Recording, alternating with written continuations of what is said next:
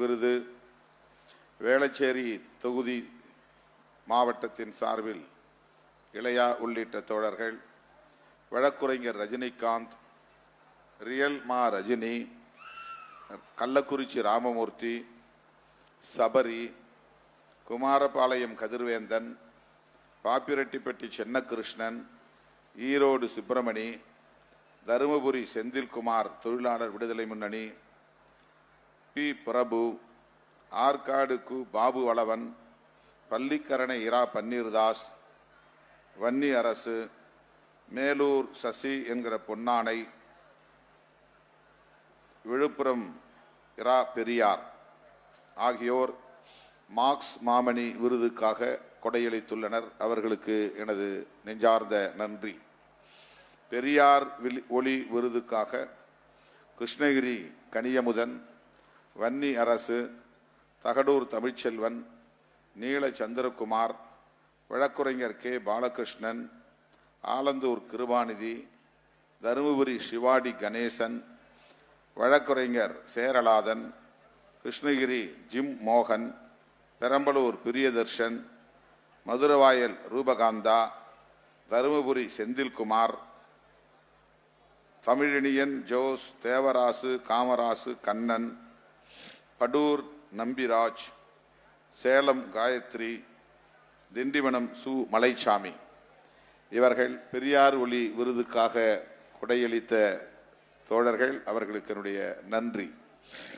காமராஜர் கதிர் பெயரில் விருது வழங்கிய தோழர்கள் வந்தவாசி மு சங்கர், தருமபுரி குண்டு சக்தி, மாணிக்கம் கத்தார் மாணிக்கம், சேலம் ஆ வசந்த், பள்ளிக்கரணை இரா Panneerdas, Bulk Pandi, Franklin Prakash, Ponnarasu, London Vinoth, Madurai DPI Muthu, Pudukkottai அரசூழியர் ஐக்கிய பேரவையின் சார்பில் தாமோதரன், ஈரோடு சுப்பிரமணி, தருமபுரி செந்தில்குமார் தொழிலாளர் விடுதலை முன்னணி, வன்னி அரசு, அரசு ஊழியர் ஐக்கிய பேரவை, சாமுராய் குரு ஆகியோர் காமராஜரின் பெயரில் விருது வழங்க கொடையளித்த தோழர்கள். அவர்களுக்கு என்னுடைய நெஞ்சார்ந்த நன்றி.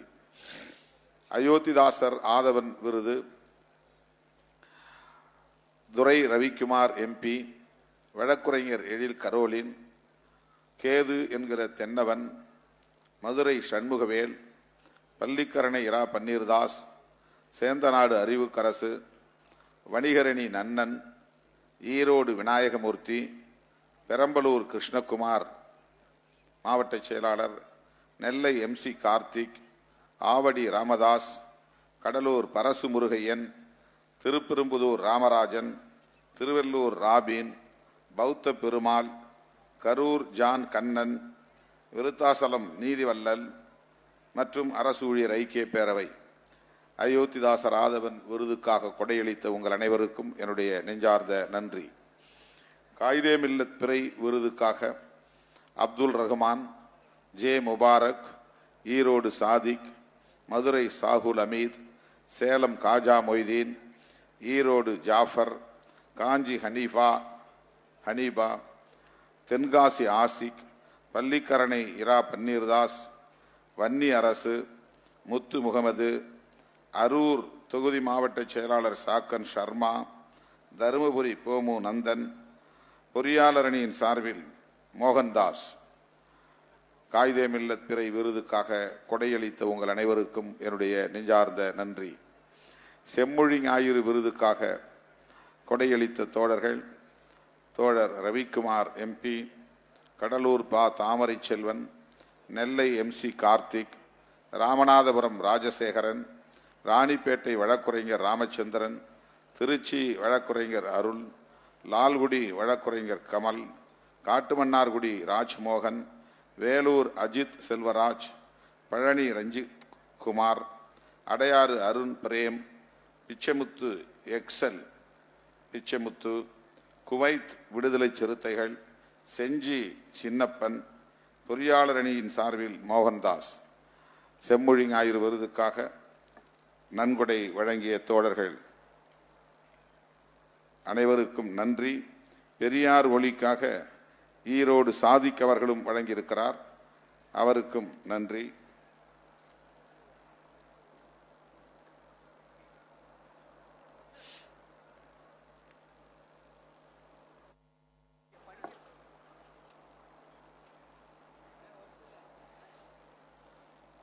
விருதுகளுக்காக கொடையளித்த புரவலர்கள் அனைவருக்கும் மீண்டும் ஒரு முறை என்னுடைய நெஞ்சார்ந்த நன்றியை உரித்தாக்குகிறேன்.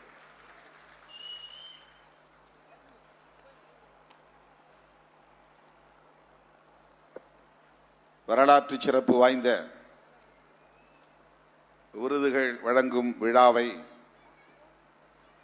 முன்னிலை வகித்து சிறப்பித்துக் கொண்டிருக்கிற கட்சியின் பொதுச் செயலாளர், மேனாள் சட்டமன்ற உறுப்பினர் தோழர் சிந்தனை செல்வன் அவர்களே, பொதுச் செயலாளர் நாடாளுமன்ற உறுப்பினர் தோழர் துரை ரவிக்குமார் அவர்களே, கட்சியின் பொருளாளர் மேனாள் சட்டமன்ற உறுப்பினர் எஸ் பாலாஜி அவர்களே, கட்சியின் முதன்மை செயலாளர் மேனாள் சட்டமன்ற உறுப்பினர் ஆலூர் ஷாநவாஸ் அவர்களே, காட்டுமன்னார் கோயில் சட்டமன்ற உறுப்பினர் எல்இ ஜோதிமணி அவர்களே,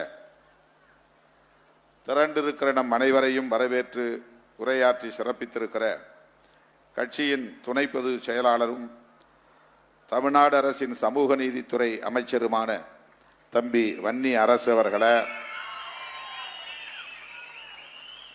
இந்த விழாவை தலைமை கழகத்தின் தலைமை இயக்கத்தின் சார்பில் முன்னின்று ஒருங்கிணைத்திருக்கிற மூத்த பொறுப்பாளர்கள், தலைமை நிலைய செயலாளர் இளம் ஜேக்குவேரா, தலைமை நிலைய செயலாளர் தகடூர் தமிழ்ச்செல்வன், செய்தி தொடர்பாளர் கூகா பாவலன் மற்றும் சென்னை மாவட்டத்தின் ஒருங்கிணைந்த மாவட்டத்தின் செயலாளர்கள் மின்னல் பாபு, சேத்துப்பட்டு இளங்கோ, பா வேலுமணி, வழக்குரைஞர் அப்புன், சேப்பாக்கம் வெங்கடேசன், வா முகிலன், மந்தவெளி அசோக், கரிகால் வளவன், சைதை ஜேக்கப், புதூர் தினகரன், வழக்குரைஞர் இளையா, சி சவுந்தர், ரியல் மா ரஜினி, ஆலந்தூர் கிருபாநிதி, கொளத்தூர் சுபாஷ், ஜான் அலெக்சாண்டர், சிவ பேரறிவாளன், நா உஷாராணி, புரசை அன்பு, இளங்கோவன், தேவ ஞான முதல்வன்,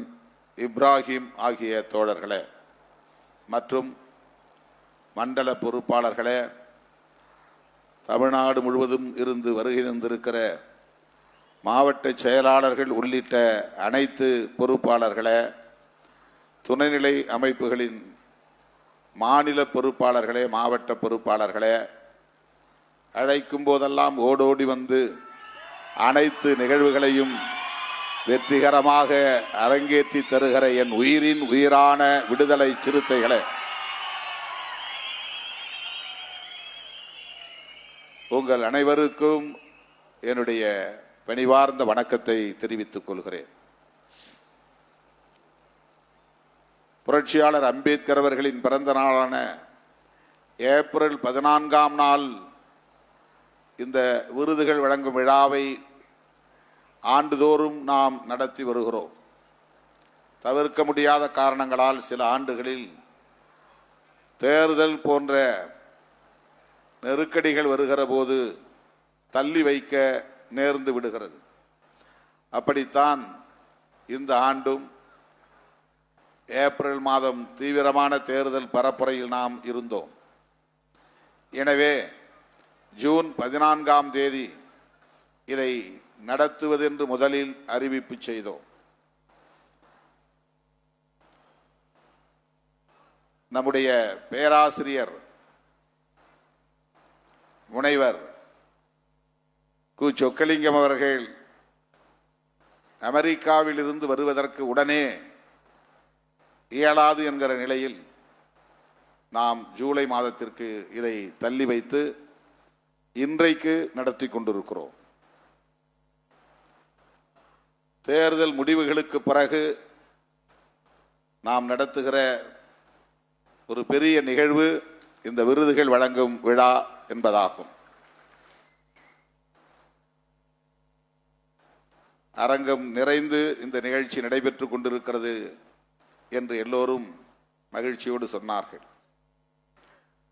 வெளியிலும் இதை போல பல மடங்கு தோழர்கள் அங்கே வைக்கப்பட்டிருக்கிற எல்இடி திரைகளின் முன்னால் அமர்ந்து பார்த்து கொண்டிருக்கிறார்கள் என்றும் மகிழ்வோடு இங்கே பதிவு செய்தார்கள். தேர்தல் முடிவுகள் எப்படி இருந்தாலும் விடுதலை சிறுத்தைகளின் எழுச்சி ஒரே மாதிரியாகத்தான் இருக்கும். அது ஒருபோதும் மாறியதில்லை. வென்றாலும் சரி, தோற்றாலும் சரி. நானே பல முறை வியந்து போவதுண்டு. கிட்டத்தட்ட 3-4 பத்தாண்டுகளை நாம் கடந்து இந்த களத்தில் நிற்கிறோம். ஆனாலும் ஒரு தலைமுறை 2 தலைமுறை கடந்த நிலையிலும் கூட இன்னும் அதே எழுச்சி, அதே வீரியம் சிறுத்தைகளிடம் இருப்பதை பார்த்து நான் பெருமைப்படுகிறேன், வியப்படைகிறேன். அதற்கு என்ன காரணம் என்று நான் சிந்தித்து பார்க்கிறேன். நாம் வெறும் தேர்தல் இயக்கம் இல்லை. தேர்தல் இயக்கமாக மட்டுமே நாம் நம்மை வடிவமைத்திருந்தால் தேர்தல் முடிவுகள் நம்மை பாதிக்கும். வெற்றியால் மகிழ்ச்சி அடைவோம், தோல்வியால் துவண்டு போவோம். ஆனால் நாம் சமூக மாற்றத்திற்காக போராடுகிற போராளிகளை கொண்ட ஒரு இயக்கமாகத்தான் வடிவமைத்து இயங்கிக் கொண்டிருக்கிறோம். எனவே இது இடையிலே வந்து போகக்கூடிய ஒரு நிகழ்வு, அவ்வளவுதான். தேர்தல் என்பது நம்முடைய பயணத்தின் இடையிலே வந்து போகிற ஒரு நிகழ்வு. இதில் ஏற்படுகிற ஏற்றத்தாழ்வுகள் ஒருபோதும் நம்மை பாதித்ததில்லை. நம்முடைய நோக்கம், நம்முடைய இலக்கு பிற இயக்கங்களிலிருந்து முற்றிலும் மாறுபட்டது. அதனால்தான் நான் அடிக்கடி சொல்லுவேன், எத்தனை புதிய இயக்கங்கள் வந்தாலும் நம்மோடு போட்டி போட ஒரு தலைவனும் வர வாய்ப்பில்லை, ஒரு இயக்கமும் வர வாய்ப்பில்லை என்று சொல்லியிருக்கிறேன். ஏனென்றால் நம்முடைய களம் முற்றிலும் புதிது. நாம் பேசும் அரசியல் முற்றிலும் புதிது. நாம் எதிர்கொள்ளும் சவால்கள் முற்றிலும் புதியன. நம்முடைய இலக்கு முற்றிலும் மாறுபட்டது. அதிலே நமக்கு ஒரு தெளிவு இருக்கிற வரையில் அதில் நாம் கொண்டிருக்கிற உறுதிப்பாடு ஒருபோதும் தளர்வடையாது. அதுதான் இந்த எழுச்சிக்கு முதன்மையான காரணம் என்று நான் உணர்கிறேன். இந்த இயக்கம் ஒரு குறிப்பிட்ட சமூகத்திற்கான சாதி அடையாளம் கொண்ட இயக்கம் என்று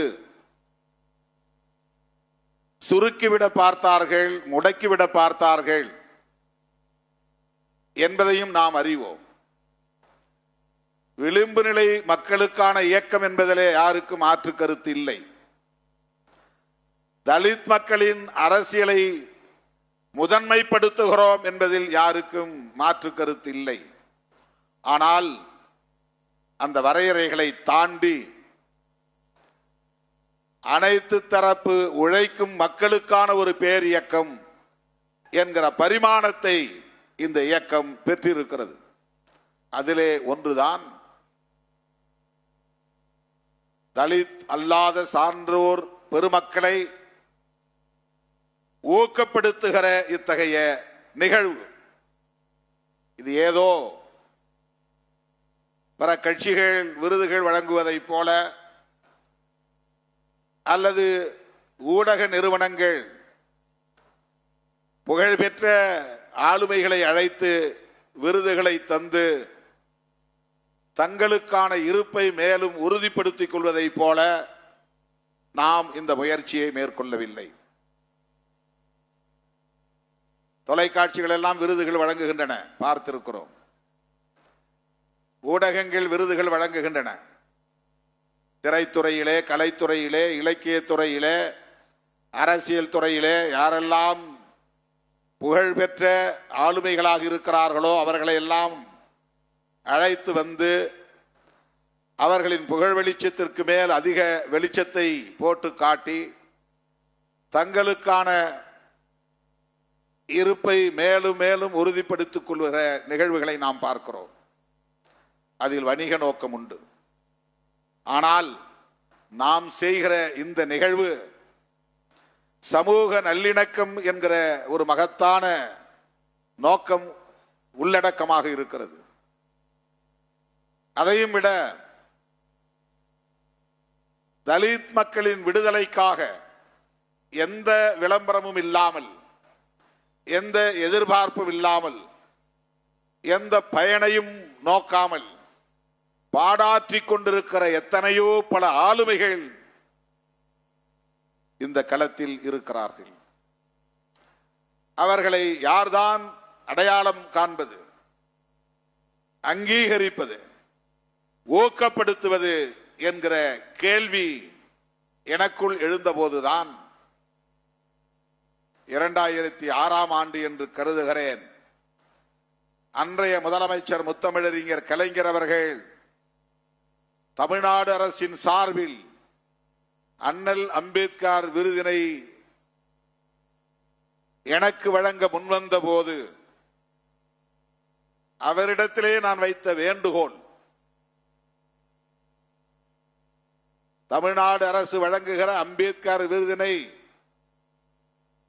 தலித் சமூகத்தை சார்ந்த ஒருவருக்குத்தான் வழங்க வேண்டும் என்று எண்ணாமல், தலித் அல்லாத சமூகத்தை சார்ந்த எண்ணற்ற பல போராளிகள், பேராளுமைகள் இருக்கிறார்கள், அவர்களுக்கும் வழங்க வேண்டும் என்ற வேண்டுகோளை நான் வைத்தேன். அப்போது கலைஞர் அடுத்த நொடியே என்னை பார்த்து, தோழர் ரவிக்குமார் என்னோடு இருந்தார், அடுத்த நொடியே என்னை பார்த்து ஒரு வினா எழுப்பினார்.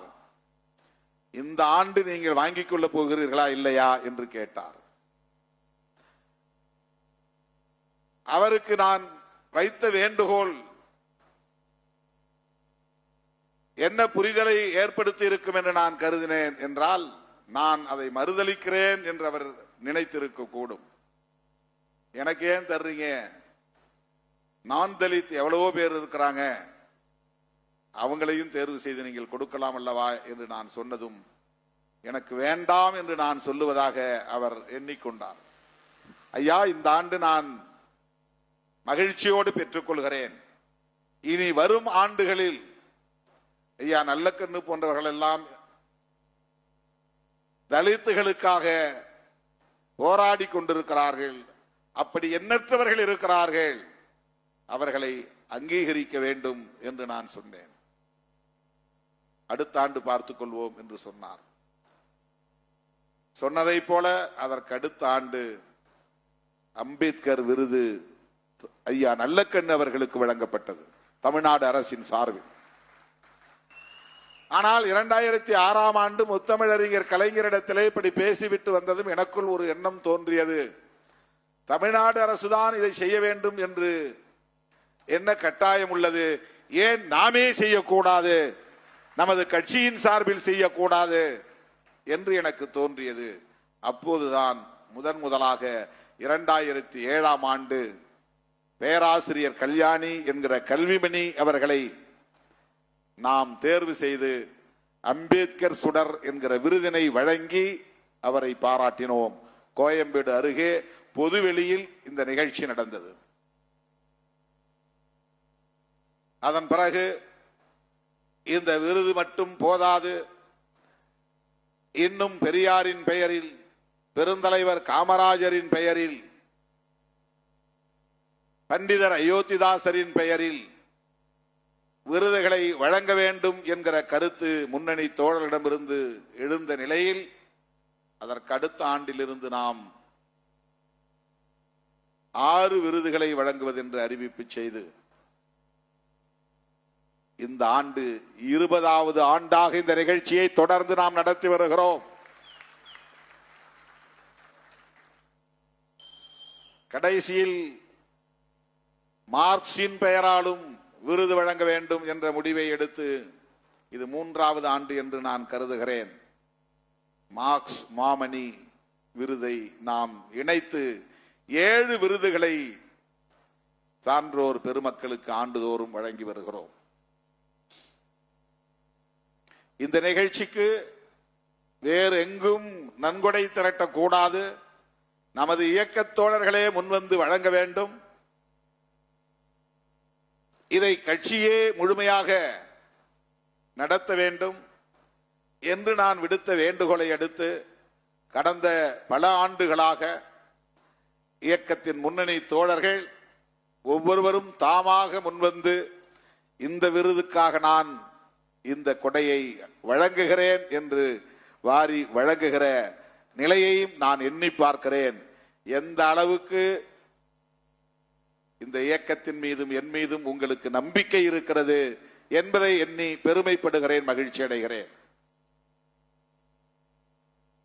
தலித் அல்லாத சமூகங்களை சார்ந்த பேராளுமைகளை அடையாளம் கண்டு அவர்களின் உழைப்பை அங்கீகரித்து ஊக்கப்படுத்துவது வாக்கு சேகரிக்கும் நோக்கில் அல்ல. இவர்களின் மூலம் சமூக மாற்றத்தை மேலும் மேலும் ஊக்கப்படுத்துவதற்காக, விரைவுபடுத்துவதற்காக, அவர்களுக்குள்ளே இருக்கிற அந்த உணர்வை, அந்த பெரு நெருப்பை மேலும் பெருக்குவதற்காக, அதுதான் நம்முடைய நோக்கம். இதில் எந்த வணிக நோக்கமும் இல்லை, எந்த அரசியல் நோக்கமும் இல்லை, அதாவது வாக்கு அரசியல் நோக்கமும் இல்லை. ஒரு இஸ்லாமியருக்கு விருது கொடுப்பதன் மூலம் இஸ்லாமியர்களின் வாக்குகளை திரட்டுவது என்பதோ, ஒரு தலித் அல்லாதவருக்கு விருது கொடுப்பதன் மூலம் தலித் அல்லாத சமூகத்தினரின் வாக்குகளை பெற்றுவிட முடியும் என்ற கணக்கோ துளியும் நம்மிடத்தில் இல்லை.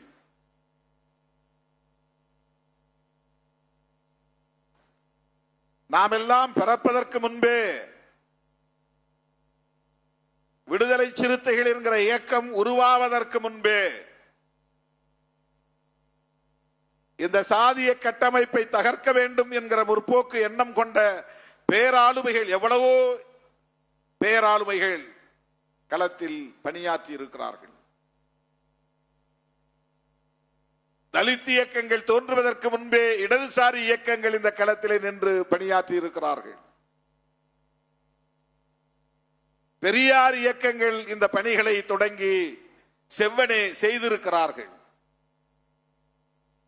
அவர்களெல்லாம் ஏற்படுத்திய தாக்கம்தான் இந்த சமூக கட்டமைப்பில் இந்த சிறிய அசைவுகள் ஏற்பட்டிருக்கின்றன, தளர்வுகள் ஏற்பட்டிருக்கின்றன, பிளெக்சிபிலிட்டி, தளர்வுகள் ஏற்பட்டிருக்கின்றன. சமகாலத்தில்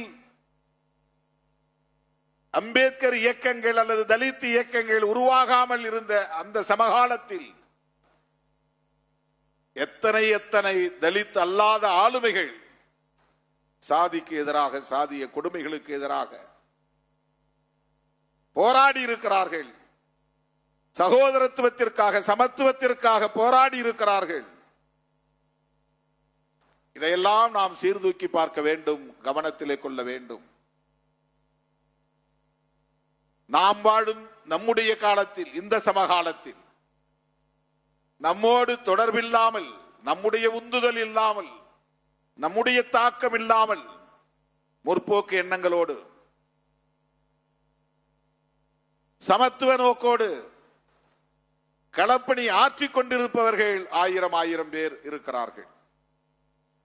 அவர்கள் எந்த தலித் இயக்கங்களோடும் தம்மை அடையாளப்படுத்திக் கொள்வதில்லை.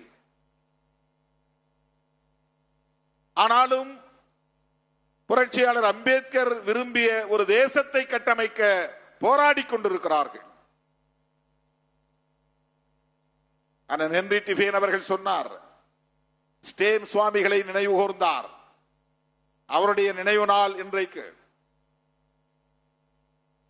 அவர் தலித் சமூகத்தை சார்ந்தவர் அல்ல. ஆனால் அவர் சந்தித்த நெருக்கடிகள், அவர் கண்ட களங்கள் நம்மால் விவரிக்க முடியாது.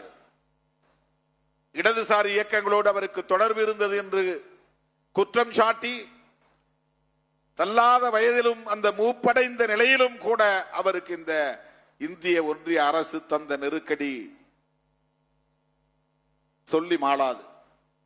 அப்படித்தான் அவர் தன் உயிரை ஈகம் செய்திருக்கிறார்.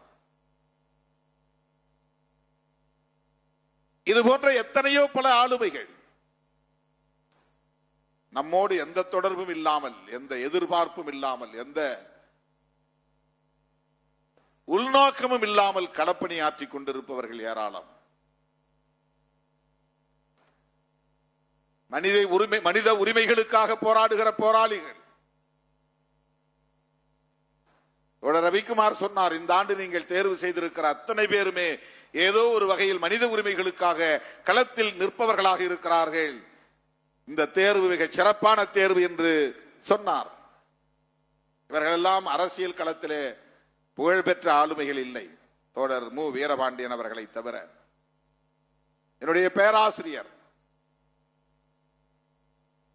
அவ்வப்போது என் கவனம் கல்வியை நோக்கி குவிமையப்படுத்தப்பட வேண்டும் என்கிற நல்லெண்ணத்தின் அடிப்படையில் இவன் எக்கேடாவது கெட்டு போகட்டும் என்று கருதாமல், இவன் படித்தால் என்ன படிக்காவிட்டால் என்ன என்று பொருட்படுத்தாமல் இருந்து விடாமல் ஒரு பொறுப்புள்ள பேராசிரியராக அன்றைக்கு என்னை அழைத்து என் சமூக பின்னணியை, குடும்ப பின்னணியை, பொருளியல் பின்னணியை கேட்டு உணர்ந்து என்னை நல்வழிப்படுத்திய அந்த புள்ளி இருக்கிறதே, அதுதான் தோழர்களே நன்றி பெருக்கோடு எண்ணி பார்க்க வேண்டிய ஒன்று. எனக்கு பேராசிரியராக இருந்தார் என்பதற்காக, நன்றி செலுத்த வேண்டும் என்பதற்காக நான் இந்த தேர்வை செய்யவில்லை. அவருக்குள் இருக்கிற முற்போக்கான எண்ணம் என்னை ஈர்த்திருக்கிறது. பெரியாரிய சிந்தனை என்னை ஈர்த்தது. அவருக்கு மறந்து போயிருக்கும், ஒரு கருத்தரங்கம் அவர் ஏற்பாடு செய்திருந்தார். கிரைம்ஸ் எகெயின்ஸ்ட் உமன் என்கிற தலைப்பில் நடந்த ஒரு செமினார். அதிலே ஒரு ஆளுமை வந்து பேசும்போது பொதுமக்களிடமிருந்து கருத்து கேட்டார்கள். அப்போது நான் மாணவன், ஆனாலும் எழுந்து அப்போது ஒரு கேள்வியை எழுப்பினேன். அந்த கேள்விக்கு அவர் பதில் சொன்னார். ஆனால் அது மிகவும் கான்ட்ரவர்ஷியலான ஒரு முரண்பாடான கேள்வி.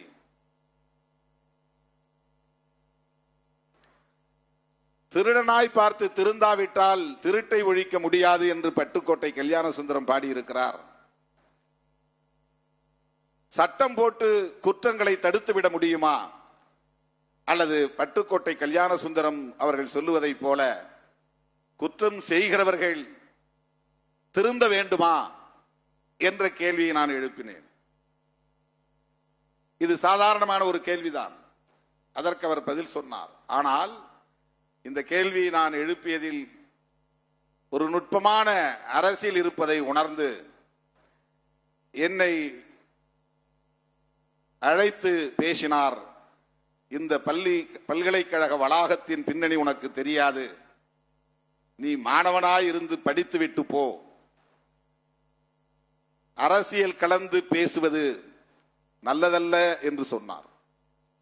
அதாவது பட்டுக்கோட்டை கல்யாண சுந்தரம் அவர்களை பற்றி நான் மேற்கோள் காட்டுகிற போது ஒரு கம்யூனிச இயக்கத்தை சார்ந்த பின்னணி அதிலே வெளிப்படுகிறது. அப்படிப்பட்ட பின்னணி உள்ள ஒரு மாணவன் என்பதனால் இவனுடைய கல்வி இங்கே பாதிக்கப்பட்டு விடக்கூடாது என்கிற கவலை அவருக்கு இருந்திருக்கிறது. இது அவருக்கு மறந்து போயிருக்கும். என்னை கூப்பிட்டு அப்போதே அறிவுரை சொன்னார். கேட்ட கேள்வி சரிதான், ஆனால் ஒரு மாணவனாக மட்டுமே இருந்து நீ படித்து உன் பெற்றோருக்கு நல்ல பிள்ளையாக நடந்து கொள். நீ எப்படியாவது படித்து பட்டம் பெற்று வேலைக்கு வந்து அந்த குடும்பத்தை காப்பாற்றுவாய் என்கிற கற்பனைகளோடு தானே உன்னுடைய தாயும் தந்தையும் ஊரிலே இருக்கிறார்கள். நீ இங்கே வந்து அரசியல் ஈடுபாடு கொண்டு கல்வியை கோட்டை விட்டு விட்டால் என்ன ஆகும் உங்கள் பெற்றோரின் எதிர்பார்ப்பு என்ற கேள்வியை எழுப்பினார். தனியே என்னை அழைத்து சில நிமிடங்கள் அவர் சொன்ன அறிவுரை, நமக்கு என்னதான் அரசியல் ஈடுபாடு இருந்தாலும் ஒரு மாணவனாய் இந்த பட்ட படிப்பை வெற்றிகரமாக முடிக்க வேண்டும் என்கிற உந்துதல் எனக்குள் வந்தது. அதன் பிறகு முறையாக வகுப்புக்கு சென்று முதலாம் ஆண்டு வைத்திருந்த அத்தனை அரியர்ஸ் பேப்பர்ஸ் 5 பேப்பர் அவளையும் சேர்த்து எழுதி மொத்தம் 10 பேப்பர் 2வது வருஷத்துக்குமான பேப்பர், அதில் 7 8 தேர்ச்சி பெற்றேன். பிறகு அரியர்ஸை அடுத்த தேர்வில் நான் எழுதி தேர்ச்சி பெற்றேன்.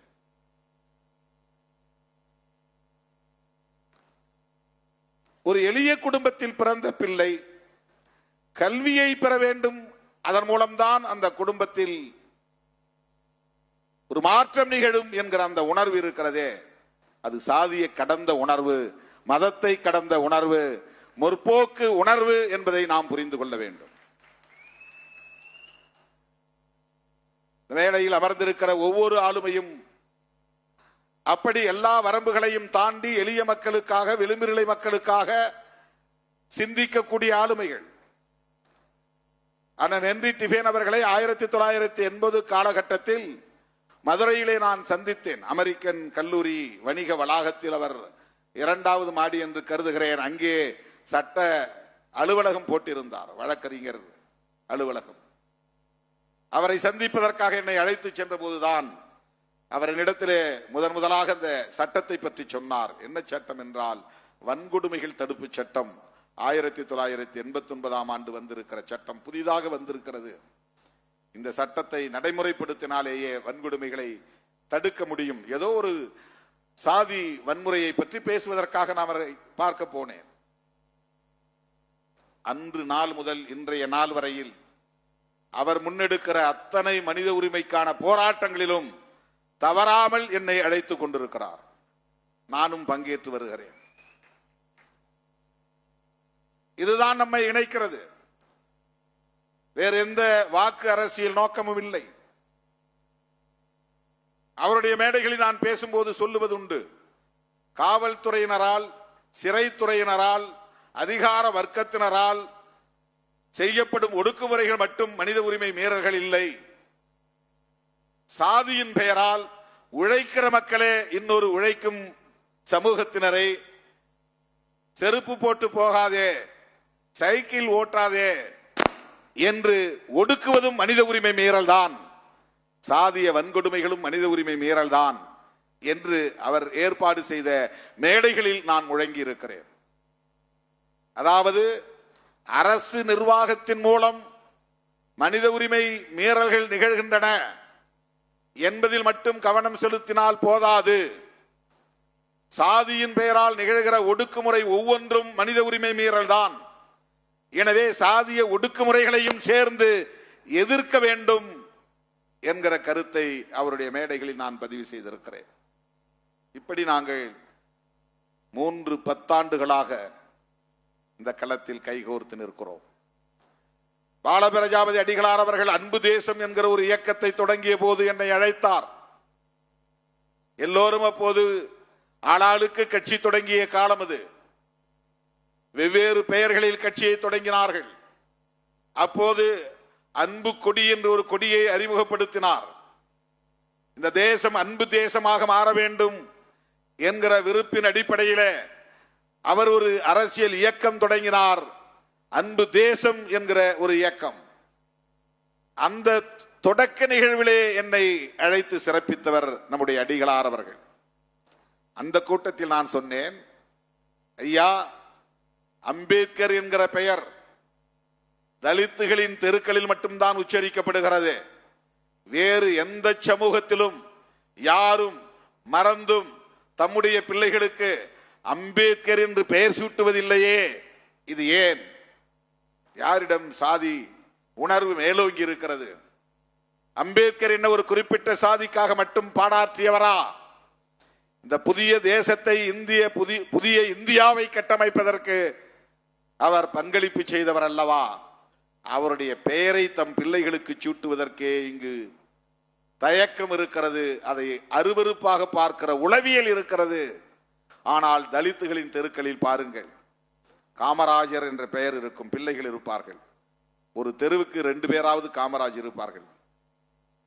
இந்த தெருவுக்குள்ளே வந்து பாருங்கள், எத்தனையோ பெண் பிள்ளைகளுக்கு இந்திரா காந்தி என்று பெயர் இருக்கும், ஜெயலலிதா என்று பெயர் இருக்கும், கருணாநிதி என்று பெயர் இருக்கும், பக்தவச்சலம் என்று பெயர் இருக்கும். தலித்துகள் ஒருபோதும் சாதி அடிப்படையில் சிந்திப்பதில்லை. தலித்துகள் ஒருபோதும் தலைவர்களை தங்கள் சாதி தலைவர்கள் யார் என்று தேடுவதில்லை.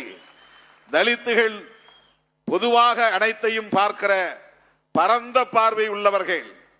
இவர் எங்கள் சாதி இல்லை என்று எந்த தலைவரையும் தலித்துகள் புறக்கணித்ததில்லை. இந்த தெருக்குள்ளே உள்ளே நுழைந்தால் அத்தனை சாதி தலைவர்களின் பெயர்களும் தலைவர்கள் என்கிற அந்த பார்வையில் சூட்டப்பட்டிருக்கும். ஆனால் தலித் தெருவை அடுத்த எந்த தெருவிலும் தப்பி தவறி கூட அம்பேத்கர் என்ற பெயரை கேட்க முடியாது. இந்த கவலையை நான் வெளிப்படுத்திய போது உடனே எழுந்த அடிகளார் அந்த மேடையிலேயே சொன்னார், எங்கள் ஐயா வழியை பின்பற்றக்கூடிய குடும்பத்தில் ஒருவருக்கு அடுத்து பிறக்க போகிற ஆண் பிள்ளைக்கு நான் அம்பேத்கர் என்று பெயர் சூட்டுவேன். ஒரு பிள்ளைக்கு மட்டுமல்ல, 100 கணக்கிலே 1000 கணக்கிலே இனி அந்த பெயரை நான் சூட்டுவேன் என்று சொன்னார். அதன்படி ஒரு பிள்ளை பெற்ற தாய் தந்தையர் எடுத்து வந்து அன்புவனம் என்கிற அவருடைய ஆசிரமத்தில் கொண்டு வந்தவர் கையிலே கொடுத்து பெயர் சூட்ட விரும்பிய போது, கொஞ்சம் இருங்கள், நான் திருமாவளவனை அழைக்கிறேன் என்று எனக்கு தொலைபேசி போட்டு வர சொல்லி சாமி தோப்பிலே என் முன்னால் அந்த பிள்ளைக்கு செக்க செவேல் என்று பிறந்திருந்த அந்த பிள்ளைக்கு, வெள்ளைக்காரன் பிள்ளை என்பதை போல இருந்த அந்த பிள்ளைக்கு, அந்த குழந்தைக்கு அம்பேத்கர் என்று என் முன்னால் பெயர் சூட்டினார்.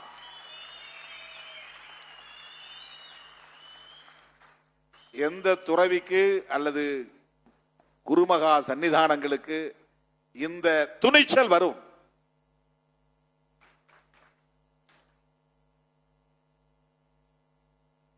அந்த பையன் இன்னமும் அம்பேத்கர் என்கிற பெயரிலேயே லயோலா கல்லூரியில் படித்து பட்டம் பெற்று இப்போது திரை கதாநாயகனாக மாறிவிட்டான். திரை கதாநாயகனாக இருக்கிற அவன் பெயர் அம்பேத்கர் என்றே திரையில் வருகிறது. அடிகளார் என்னை அந்த மேடையில் சொன்னார், இனி திருமாவளவன் என் தத்து பிள்ளை என்று சொன்னார். அதன் அடிப்படையில் தான் அவர் குடும்பத்தில் நடந்த திருமண நிகழ்ச்சிகளை என்னை முன்னிறுத்தி நடத்தினார். இப்போது நான் நெகிழ்ந்து போனேன். எனது இறுதி சடங்குகளை திருமாவளவன் இருந்துதான் செய்ய வேண்டும் என்று இந்த மேடையிலே அறிவித்திருக்கிறார். தோழர்களே, இப்படிப்பட்ட ஆளுமைகள்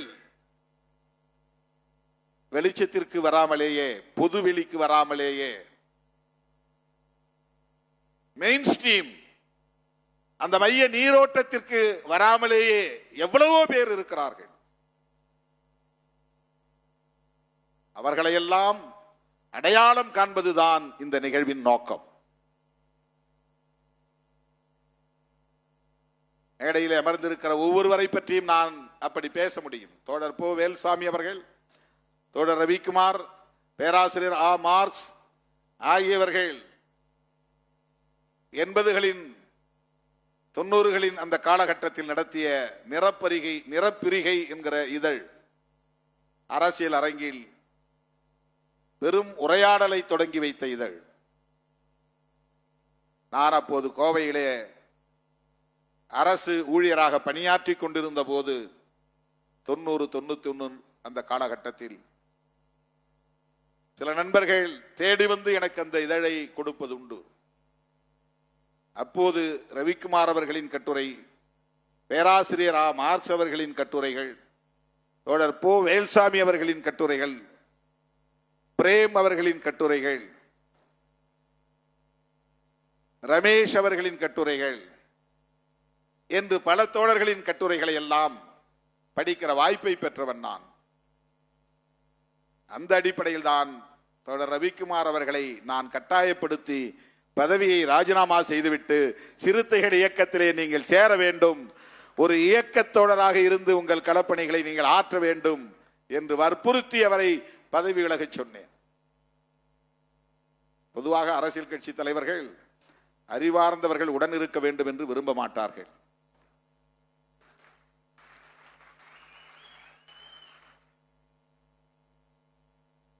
இது பொதுவான வரையறை. இருக்க வேண்டும், ஆனால் கட்டுக்குள் இருக்க வேண்டும் என்று நினைப்பார்கள். பொறுப்புக்குள் வந்துவிடக் கூடாது என்று நினைப்பார்கள். ஆனால் நான் தேடி தேடி ஒவ்வொருவரையும் பதவியை தூக்கி எறிந்துவிட்டு, அரசு பதவியை தூக்கி எறிந்துவிட்டு வாருங்கள் என்று அழைத்தேன். அப்படித்தான் தோழர் சிந்தனை செல்வனும் நம்மோடு வந்து சேர்ந்தார். நெய்வேலியிலே அவர் பணியாற்றி கொண்டிருந்தார். தோழர்களே, ரவிக்குமார் அவர்களோடு நிறப்பிரிகை ஆசிரியர் குழுவில் இருந்த தோழர் போ வேல்சாமி அவர்கள் நமக்கு என்ன சமூகத்தை சார்ந்தவர் என்று இன்றும் தெரியாது. அப்படி நாம் இதுவரையில் கண்டதில்லை. என்னுடைய பேராசிரியர் அவர்கள் எந்த சமூகத்தை சார்ந்தவர் என்று நான் கேட்டதும் இல்லை, தெரிந்து கொண்டதும் இல்லை. இப்போது அண்மை காலமாகத்தான் அதை தெரிந்து கொள்ளுகிற வாய்ப்பு எனக்கு கிடைத்தது.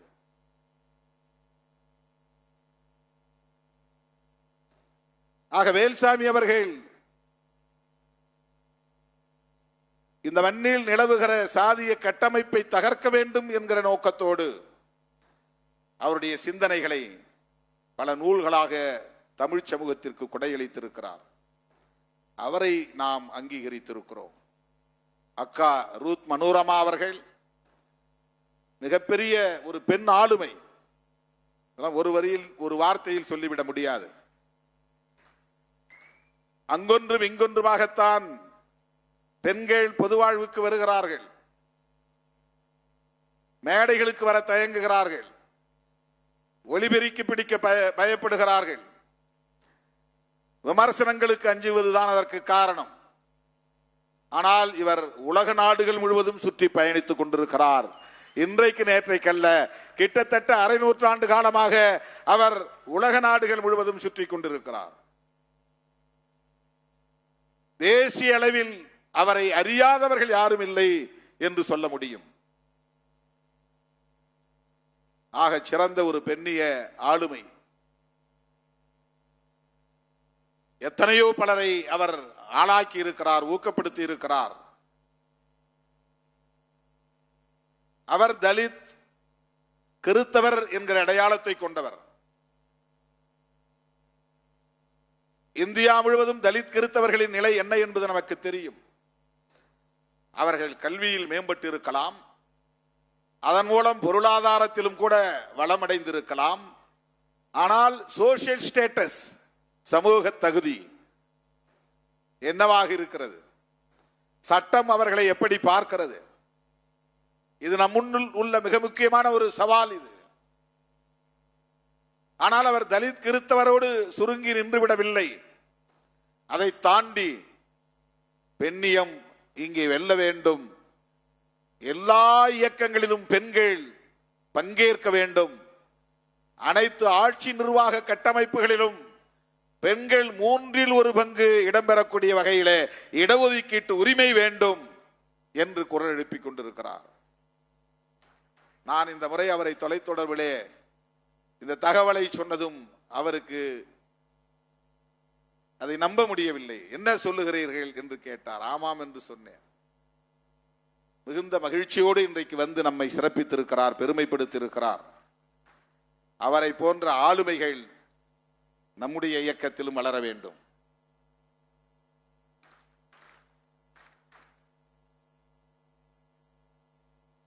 இதுவரையில் அவர் எம்எல்ஏ ஆக வேண்டும், எம்பி ஆக வேண்டும் என்று விரும்பியதில்லை. அண்டர்லைன் பண்ணும், இதை அடிக்கோடிட வேண்டும். அவர் நினைச்சா என்ன, இப்ப அவங்க வந்து ஜேடியூல இருந்தாங்க.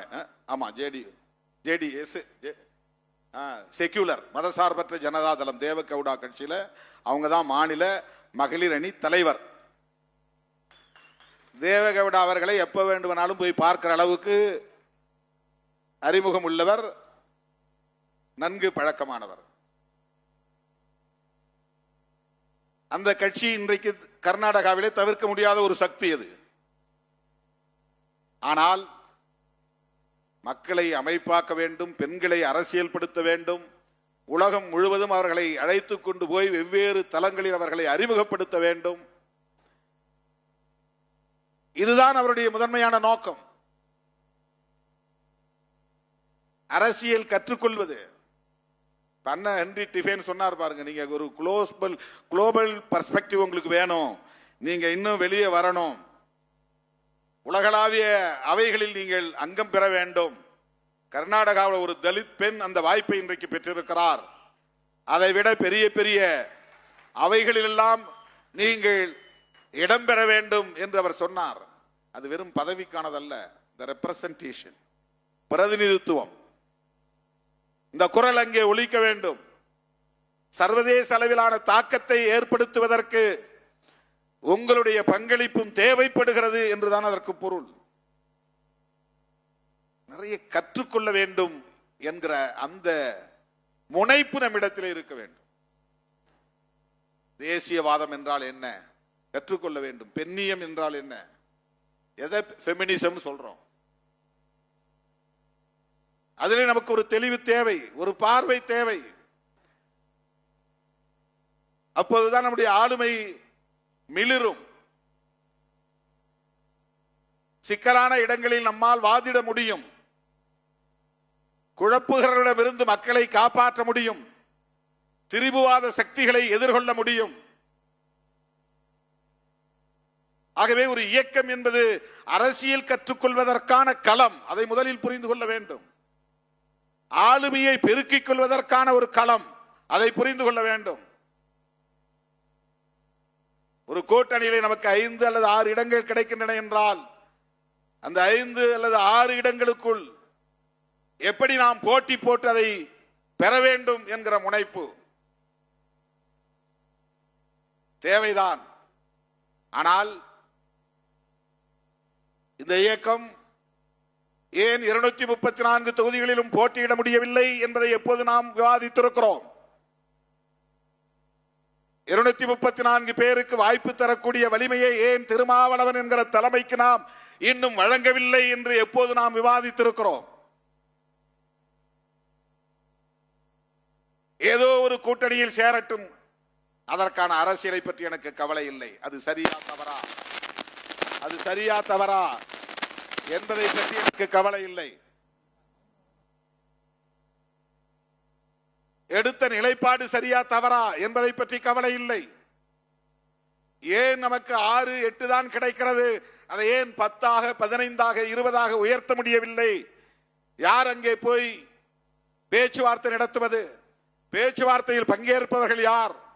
ஏன் விடுதலை சிறுத்தைகள் கட்சிக்கு 25 இடங்களை பெற முடியவில்லை, 20 இடங்களை பெற முடியவில்லை, 10 இடங்களை பெற முடியவில்லை என்ற விவாதம் நமக்குள்ளே நடந்திருக்கிறதா?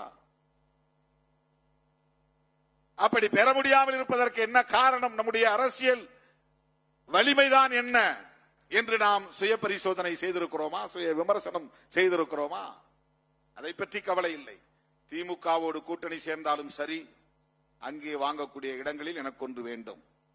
அதிமுக கூட்டணியிலே சேர்ந்தாலும் சரி, அது தப்போ சரியோ அதை பற்றி எனக்கு கவலை இல்லை. அதிலே எனக்கு ஒரு இடம் வேண்டும். தாவேகாவுக்கு ஆதரவு தெரிவித்தாலும் சரி, அது தவறா சரியா என்ற விவரம் எனக்கு தேவையில்லை. அதிலே எனக்கு இடம் வேண்டும். இதுதானே நம்முடைய முனைப்பாக இருக்கிறது. நான் என்ன எதிர்பார்க்கிறேன்? எந்த அடிப்படையில் தாவேகாவுக்கு நீங்க ஆதரவை தெரிவித்தீர்கள் என்று கேள்வி கேட்கிற இளைஞர்கள் எனக்கு வேண்டும். விவாதிக்கிற தம்பிகள் எனக்கு வேண்டும். திமுக கூட்டணியை விட்டு வெளியே வரக்கூடிய அளவுக்கான நெருக்கடி எங்கே வந்தது? எப்போது வந்தது? அதை ஏன் இன்னும் அதிகாரபூர்வமாக நீங்கள் அறிவிக்கவில்லை என்று கேட்கிறவன் எனக்கு வேண்டும். அந்த அரசியல் புரிதல் நமக்கு தேவை. அந்த அரசியல் புரிதல் நமக்கு தேவை. அந்த விவாதம் நடைபெற வேண்டும். அதிமுக கூவி கூவி அழைத்தது என்று சொல்கிறீர்களே, அப்படி என்றால் ஏன் அதிமுகவோடு நீங்கள் கூட்டணி வைக்கவில்லை என்ற கேள்வியை எழுப்புகிற தம்பிகள் நமக்கு வேண்டும். அதுதான் ஆளுமை, அதுதான் தலைமைத்துவம். உங்களுக்கு வாய்ப்பு கிடைச்சதுல ஏன் போகல? எத்தனை பேர் கேட்டீர்கள்? பாஜகவிலே அமைச்சராக முடியும் என்கிற வாய்ப்பு இருக்கிற போது அதை ஏன் தவிர்க்கிறீர்கள்? எத்தனை பேர் கேட்டீர்கள்? நான் சொல்லுகிற விளக்கம் மட்டுமே போதுமா? ஒருவேளை நான் போய் சேர்ந்தால் அதுவும் சரி என்பீர்களா? அமைச்சர் ஆனால் அதையும் கொண்டாடுவீர்களா? எப்படியாவது இங்கேயும் எங்களுக்கு ஒரு வாய்ப்பு தாருங்கள் என்று தான் கேட்பீர்களா?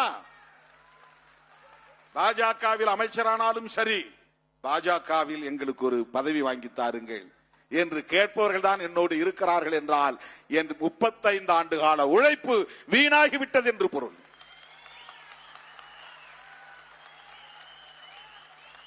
அந்த அரசியல் புரிதல் உள்ளவர்களை நான் இன்னும் வளர்த்தெடுக்கவில்லை என்றுதான் பொருள். அப்படித்தான் நான் நினைத்து நொந்து போய் கிடக்கிறேன்.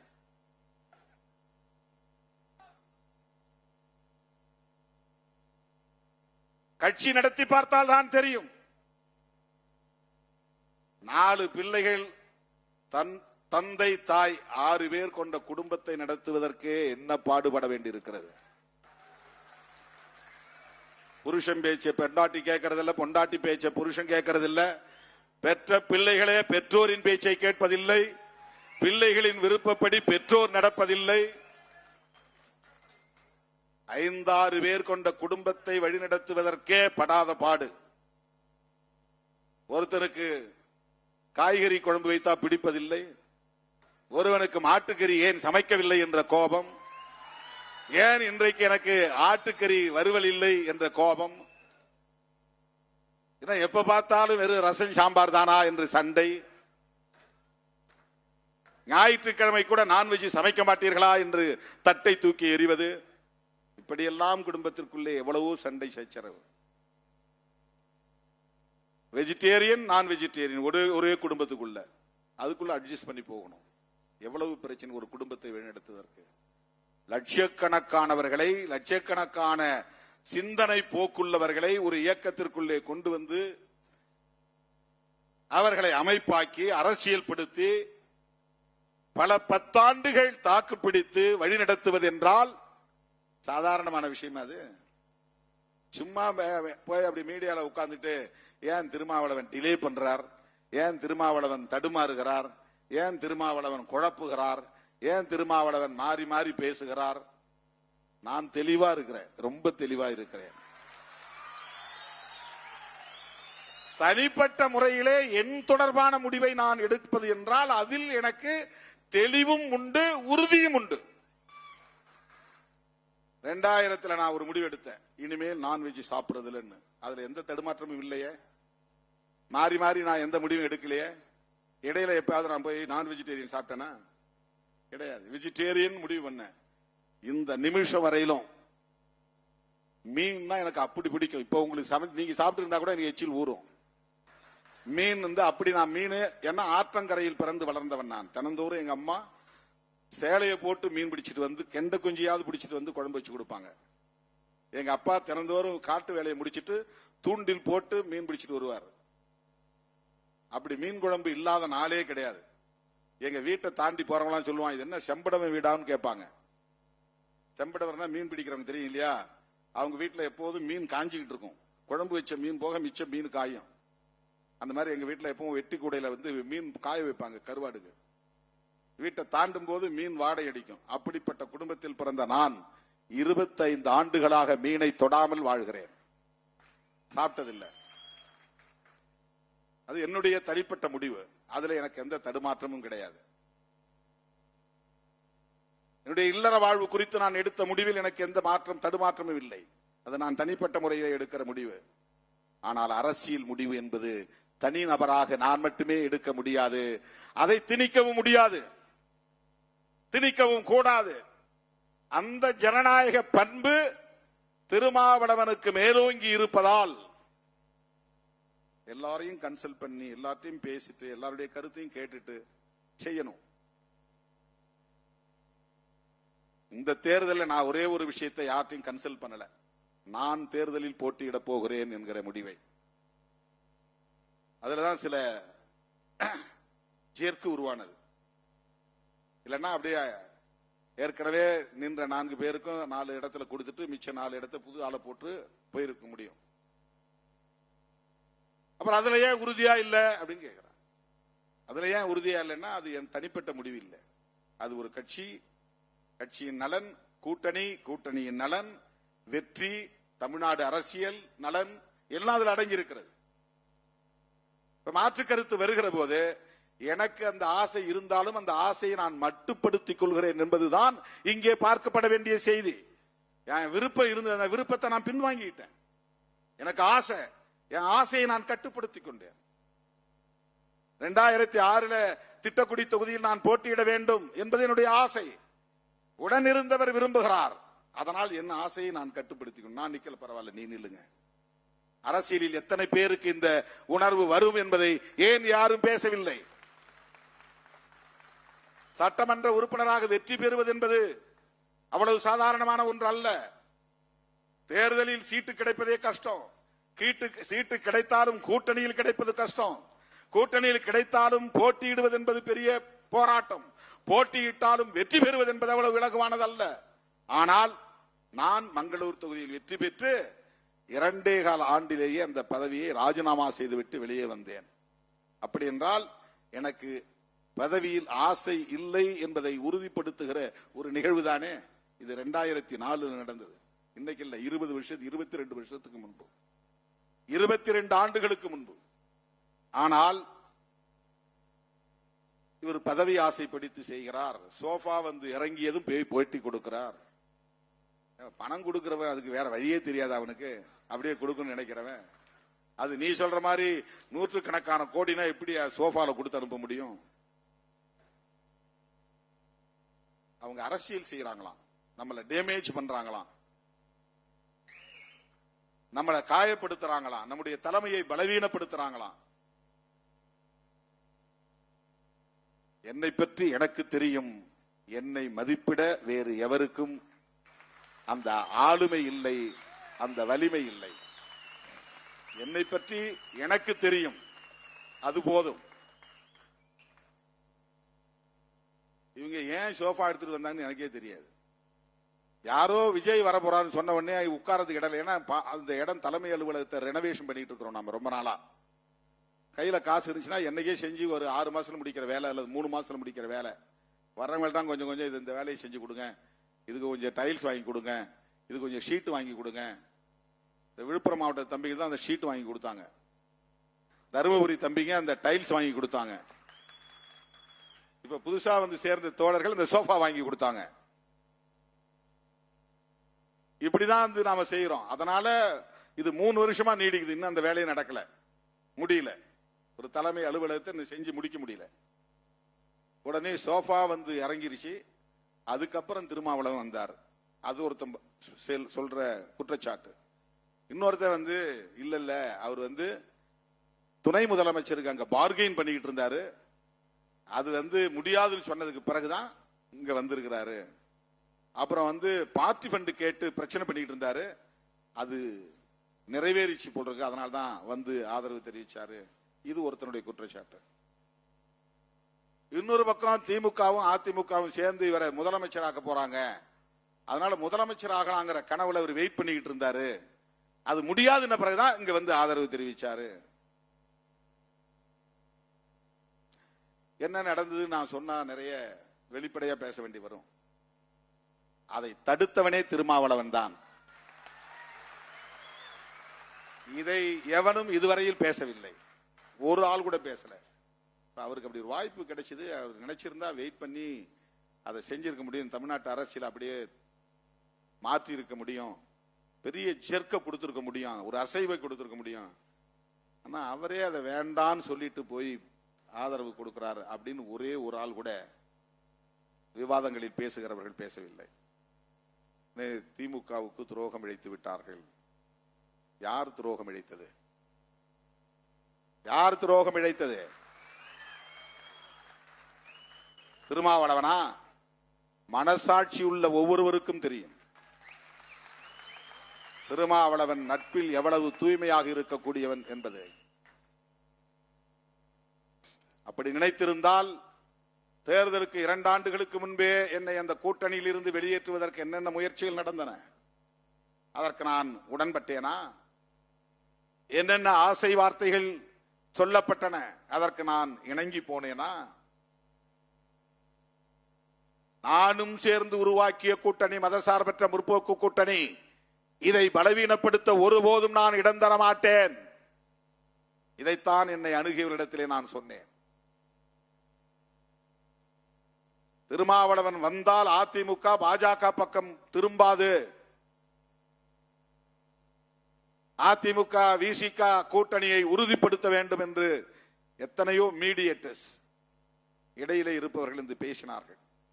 இது அந்த அன்றைக்கு இருந்த அரசுக்கு, ஆட்சியாளர்களுக்கு தெரியும். உடன்பட்டேனா? அதற்கு உடன்படவில்லை. ஏன்? இன்றைய முதலமைச்சர் அனைவருக்குமான தலைவர் அம்பேத்கர் என்கிற நூலை வெளியிடுகிற போது திருமாவளவன் அவர்கள் எங்கிருந்தாலும் அவருடைய உள்ளம் இங்கேதான் இருக்கும் என்று அந்த வெளியீட்டு விழாவிலே பேசினாரே. எமது கூட்டணிக்கு வந்தால் ஆட்சியிலும் பங்கு, அதிகாரத்திலும் பங்கு தர தயாராக இருக்கிறோம் என்று சொன்னாரே. ஆட்சியிலும் பங்கு, அதிகாரத்திலும் பங்கு என்று சொன்னதும் அது சிறுத்தைகளின் முழக்கம்தான் என்று உலகமே புரிந்து கொண்டதே. அது திருமாவளவனுக்கான அழைப்புதான் என்று அரசியல் அரங்கில் இருந்த அத்தனை பேரும் புரிந்து கொண்டார்களே. அதை காரணம் காட்டி என்னால் ஓடி போயிருக்க முடியாதா? கை கொடுத்திருக்க முடியாதா? அப்போதே புதிய கூட்டணியை உருவாக்கி இருக்க முடியாதா? திமுக கூட்டணியில் கையொப்பமிடுவதற்கு 1 மாதத்திற்கு முன்பு தாவேகாவின் முன்னணி தலைவர்களுள் ஒருவர் என்னை வந்து தனிமையில் சந்தித்து மீண்டும் என் விருப்பத்தை கேட்டறிந்தாரே.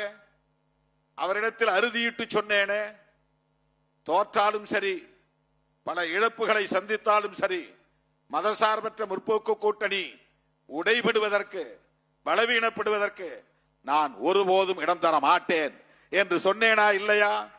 அவரும் உயிரோடு இருக்கிறார். வேண்டுமானால் அவரிடத்தில் கூட விசாரித்துக் கொள்ள முடியும். போனேனா? இல்லையே. எனக்கென்று ஒரு பிரின்சிபிள், எனக்கென்று ஒரு கொள்கை இருக்கிறது, எனக்கென்று ஒரு அரசியல் நேர்மை இருக்கிறது. வெறும் பதவிக்காக, பரிசுக்காக, பொருளுக்காக, புகழுக்காக நிலைப்பாட்டை அடிக்கடி மாற்றிக் கொள்கிறவன் இல்லை என்பதை அவ்வப்போது காலத்தால் நான் உறுதிப்படுத்தி இருக்கிறேன். யார் இதை பற்றி பேசினார்கள்? பார்கெயின் செய்தேன், பேரம் பேசினேன், படியவில்லை என்றும், வாய்ப்பு நிறைவேறவில்லை, அதனால் இன்றைக்கு தாவேகாவுக்கு ஆதரவு என்றும் பலரும் இன்றும் பேசிக் கொண்டிருக்கிறார்கள். திராவிட முன்னேற்ற கழக தலைமையிலான மதசார்பற்ற முற்போக்கு கூட்டணிக்கு விடுதலை சிறுத்தைகள் கட்சி எந்த வகையிலே துரோகம் இழைத்தது? யாராவது சொல்ல முடியுமா? ஆதாரம் காட்ட முடியுமா? வெளிப்படையாக விவாதிக்க முடியுமா? தாவேகாவுக்கு ஆதரவு தெரிவிக்கிற கடைசி நொடி வரையில் திமுக தலைமைக்கு தகவல் கொடுத்தேன். நாங்கள் இப்படித்தான் முடிவெடுக்க போகிறோம், இப்படித்தான் நிலைப்பாடு எடுக்க போகிறோம், இதுதான் காரணம். வெளிப்படையாக பேசினோமா இல்லையா? ஒப்புதல் பெற்றோமா இல்லையா? அந்த தோழமையை பாராட்டினோமா இல்லையா? அந்த நட்புறவை சிதைக்க கூடாது என்பதில் உறுதியாக இருந்தோமா இல்லையா? தோழர் ரவிக்குமார் அவர்களும் சிந்தனை செல்வன் அவர்களும் அன்றைக்கு என்னோடு நெருக்கமாக இந்த இடத்தில் தனிமையில் இருந்த போது, சேருவதென்று முடிவெடுத்தால் நீங்களே அமைச்சரானால்தான் தமிழ்நாடு முழுவதும் ஒரு எழுச்சி உருவாகும், அதற்கு நீங்கள் உடன்பட வேண்டும், அதுதான் சிறப்பாகவும் இருக்கும். ஒன்று ஆதரவு தருவதில்லை என்ற நிலைப்பாட்டை எடுக்க வேண்டும். அப்படி இல்லை என்றால் ஆதரவு தருவது என்று முடிவெடுத்தால் நீங்களே அமைச்சராவதுதான் சரியாக இருக்கும் என்ற ஆலோசனைகளை தந்தார்கள். அந்த ஆலோசனை சரிதான், இல்லை என்று நான் மறுக்கவில்லை. ஆனால் அதற்கும் நான் உடன்படவில்லை. என்னை பொறுத்த மட்டில் என்னை பற்றிய தனிப்பட்ட முடிவு, அதை எடுப்பதற்கு எனக்கு தனி அதிகாரம் இருக்கிறது, சுதந்திரம் இருக்கிறது. தோழர் ரவிக்குமார் இடத்திலே நான் சொன்னேன், தனிப்பட்ட முறையில் என்னுடைய கருத்து இது, ஆனால் கட்சி கருத்து என்று இதை நான் திணிக்க மாட்டேன். கட்சி சார்பில் அனைத்து பொறுப்பாளர்களும் இங்கே இல்லை என்கிற போது, பொதுச் செயலாளர்கள் என்கிற முறையில் நீங்கள் இருவரும் சொல்லுகிற கருத்தை நான் ஏற்றுக்கொள்ளுகிறேன் என்று 10 நாட்களுக்கு பிறகுதான் தோழர்களே 9ஆம் தேதி ஆதரவு என்கிற நிலைப்பாட்டை நாம் தனித்து வெளியே இருந்து ஆதரவு தருவது என்கிற நிலைப்பாட்டை மட்டும் அறிவித்தோம். கம்யூனிஸ்டுகளுக்கு என்ன நிலைப்பாடோ அதுதான் நம்முடைய நிலைப்பாடு. அவர்கள் எடுப்பதை போல் நாங்களும் எடுப்போம் என்று நான் சொன்ன வாக்குறுதியை இன்றைக்கு நிறைவேற்றினேன். ஆனால் கம்யூனிஸ்ட் தோழர்களுக்கே திருமாவளவன் மீது சந்தேகம் வரக்கூடிய அளவுக்கு விவாதங்களை மடைமாற்றி கொண்டு போனார்கள். திருமாவளவன் தாமதப்படுத்துவதற்கு இதுதான் காரணம், நம்மை வைத்து திருமாவளவன் ஏதோ அரசியல் செய்வது போல் தெரிகிறது என்றும் அந்த கட்சி தோழர்களுக்கு இடையிலே விவாதம் நடந்ததாக நான் அறிந்தேன். எந்த இடத்திலும் நாம் அப்படி பேசவில்லை. அவர்களும் நாமும் ஒரே களத்தில் நிற்கிறோம், ஒரே திசை வழியில் பயணிக்கிறோம். ஒரு புரட்சிகர அரசியலை முன்னெடுக்க வேண்டும் என்பதில் உறுதியாக நாம் நிற்கிறோம் என்கிற அந்த அடிப்படையில் தான் 7ஆம் தேதி அவர்களோடு சேர்ந்து ஒரு போராட்டத்தை நடத்தினோம். அந்த அடிப்படையில் தான் நீங்கள் என்ன முடிவெடுக்கிறீர்களோ அதன்படி நாங்களும் எடுக்கிறோம் என்று தோழமையை உறுதிப்படுத்துவதற்காக நான் அந்த கருத்தை சொன்னேன். அந்த சொன்ன சொல்லை நான் காப்பாற்றினேனா இல்லையா? வாக்கு தவறினேனா?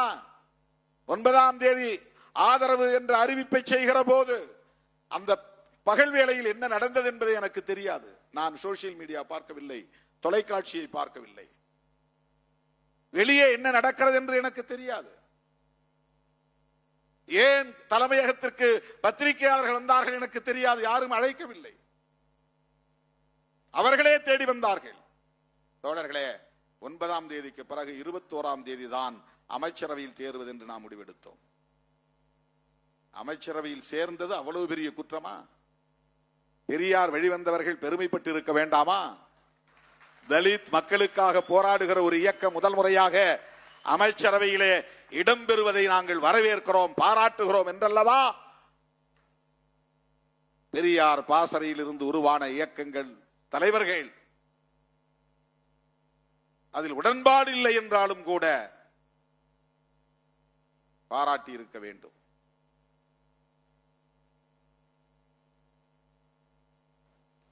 அமைச்சரவையிலே இடம்பெற்றது, வன்னி அரசுவை நான் அறிவித்தது, இதையெல்லாம் வெவ்வேறு கோணங்களில் மடைமாற்றம் செய்து திரிபுவாதம் செய்யக்கூடியவர்கள் அந்த இடத்திலே திருமாவளவன் விரும்பி இருந்தால் அமைச்சராகி இருக்கலாம் அல்லவா? ஆனால் அவர் ஆகவில்லை. தம்மோடு நின்ற ஒரு தம்பியைத்தான் அமைச்சராக்கி இருக்கிறார். அதிலும் அவருடைய பெருந்தன்மை இருக்கிறது என்று யாராவது பேசியதுண்டா? அதை பாராட்டியதுண்டா? அதை சுட்டிக்காட்டியதுண்டா? அந்த வாய்ப்பை தான் பயன்படுத்திக் கொள்ள வேண்டும் என்றல்லவா திருமாவளவன் முனைந்திருக்க வேண்டும். ஆனால் அப்படி அவர் அதை செய்யவில்லை. மாறாக 30 ஆண்டு காலம் தம்மோடு களத்திலே நிற்கிற ஒரு தம்பிதான் அந்த இடத்தில் அமர வேண்டும் என்று ஆசைப்பட்டு அழைத்து கொண்டு போய் அந்த நாற்காலியில் அமர வைத்து விட்டு வந்தானே, அதுதான் திருமாவளவன் என்று யார் பேசினார்கள்? எத்தனை பேர் பேசினார்கள்? யார் சுட்டிக்காட்டினார்கள்? தோழர்களே, இதுவெல்லாம் உங்கள்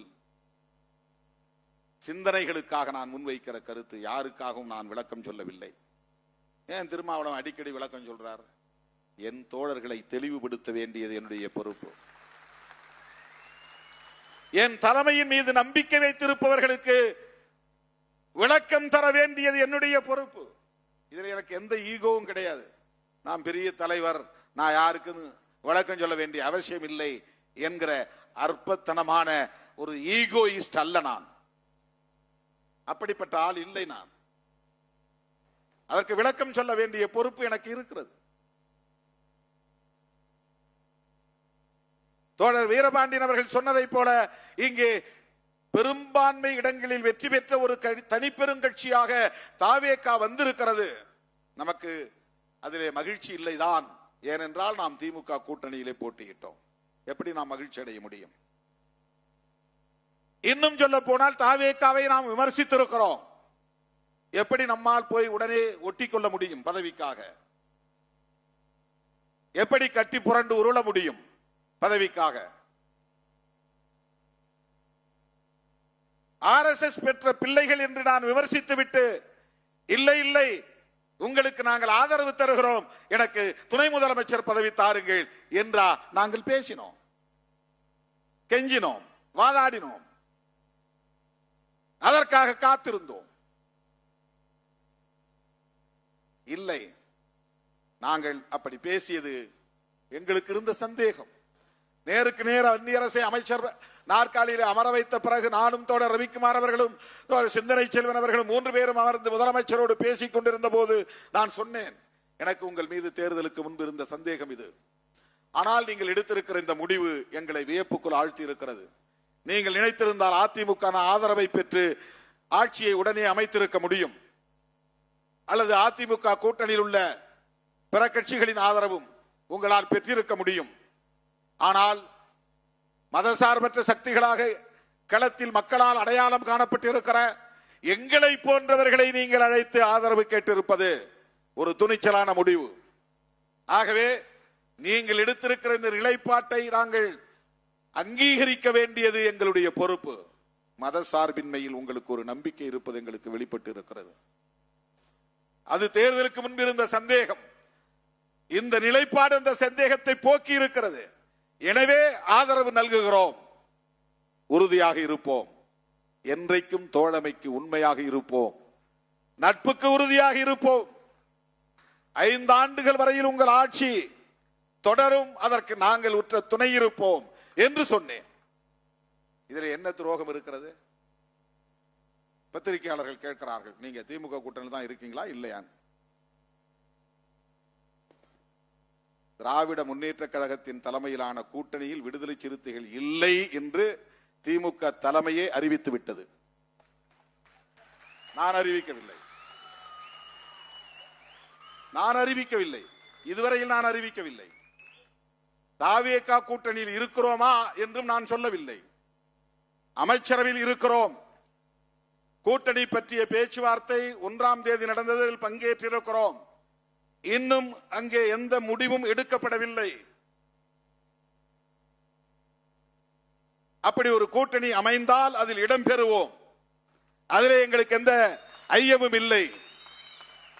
இதை ஏன் இப்போது நான் சொல்லுகிறேன் என்றால்,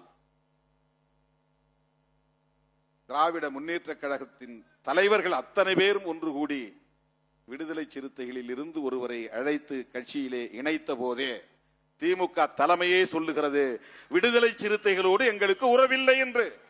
நானா சொன்னேன்? விடுதலை சிறுத்தைகளோடு கூட்டணி இல்லை என்ற அறிவிப்பை செய்தது யார்? பெருமதிப்பிற்குரிய மேனாள் முதலமைச்சர் அண்ணன் முத்துவேல் கருணாநிதி ஸ்டாலின் அவர்கள்தான். எனது மதிப்புக்குரியவர். அவர் மீதான மதிப்பு என்றைக்கும் குறையாது, அது வேறு. பாஜகவில் இருக்கிற தலைவர்களுக்கே மிகுந்த மரியாதை கொடுக்கிறவன் திருமாவளவன். அவர்கள் கொள்கை, அவருடைய அரசியல் நமக்கு பகை, அவ்வளவுதான். தனிநபர்கள் யாரும் இல்லை. அக்கா தமிழிசை சவுந்தரராஜன் எங்கே வந்தாலும் தேடி போய் வணக்கம் சொல்லுகிறவன் நான். அண்ணன் பொன்னார் அவர்கள் வழியிலே பார்த்தாலும் வண்டியை நிறுத்திவிட்டு ஓடி போய் அவருக்கு கை கொடுக்கிறவன் திருமாவளவன்.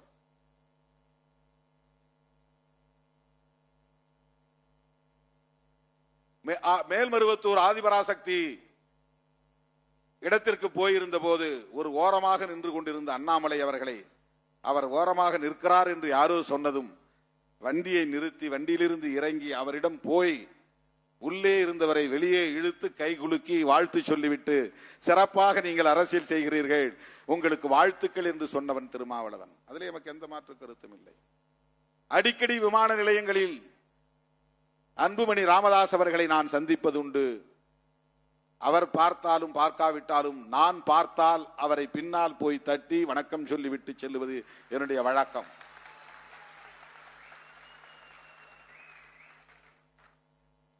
இது எனக்கு குருதியிலே கலந்த பண்பு, என் ரத்தத்தில் ஊறி போயிருக்கிற பண்பு. இது என்னுடைய பண்பு, தாய் தந்தையரிடமிருந்து நான் பெற்றுக்கொண்ட பண்பு. இதை நான் ஒருபோதும் மாற்றிக்கொள்ள முடியாது. ஆனால் மாண்புமிகு அண்ணன் மேனாள் முதலமைச்சர் முத்துவேல் கருணாநிதி ஸ்டாலின் அவர்கள்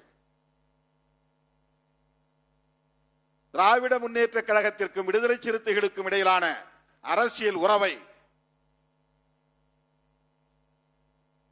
இல்லை என்று அறிவித்திருக்கிறாரா இல்லையா? அந்த முடிவை அவர் எடுத்தாரா, நான் எடுத்தேனா? என் தம்பிகளுக்காக இதை நான் முன்வைக்கிறேன். என் உயிரின் உயிரான விடுதலை சிறுத்தைகளுக்காக, உங்களின் சிந்தனைகளுக்காக இதை நான் முன்வைக்கிறேன். யார் மீதும் எனக்கு எந்த காழ்ப்பும் கிடையாது. யார் மீதும் எனக்கு எந்த காழ்ப்பும் கிடையாது. அரசியல் என்பது முற்றிலும் வேறு. தனிநபர் உறவுகள் என்பது, நட்பு என்பது அரசியல் பகைமையோடு போட்டு குழப்பிக் கொள்ளக் கூடாது. இந்த கூட்டணியில் இருந்தா அந்த கூட்டணியில் பேசக்கூடாது, அந்த கூட்டணியில் இருந்தா இந்த கூட்டணியில் இருக்கிறவங்களோட பேசக்கூடாது. இது தமிழ்நாட்டில் மட்டும்தான் இருக்கிறது, வேறு எந்த மாநிலத்திலும் இல்லை.